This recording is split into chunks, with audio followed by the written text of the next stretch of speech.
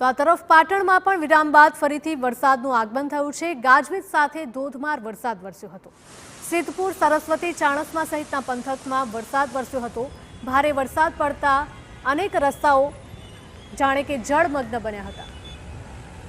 અવિરત વરસાદ વરસતા અનેક રસ્તાઓ પાણીમાં ગરકાવ થયા છે અને નવજીવન સર્કલની આસપાસના વિસ્તાર, વાડીનાથ ચોક સહિતના વિસ્તારોમાં પણ રસ્તાઓ ઉપર વરસાદી પાણી ફરી વળ્યા હતા। વાહન ચાલકો જેના કારણે મુશ્કેલીમાં મુકાયા હતા। રસ્તા પરથી પસાર થતા વાહન ચાલકોને હાલાકી વેઠવાનો વારો આવ્યો છે।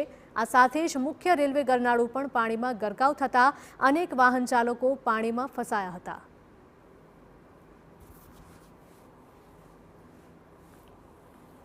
તો પાટણમાં એક વિરામ બાદ ફરીથી વરસાદનું આગમન થયું છે। ગાજવીજ સાથે ધોધમાર વરસાદ વરસ્યો। સિદ્ધપુર, સરસ્વતી, ચાણસ્મા સહિતના પંથકમાં વરસાદી મહેર જોવા મળી। ભારે વરસાદ વરસતા અનેક રસ્તા પર પાણી ભરાયેલા જોવા મળ્યા। અનેક વાહન ચાલકો પણ અહીંયા અટવાયા હતા। અનેક વાહન ચાલકોના વાહનો પણ બંધ પડી ગયા હતા।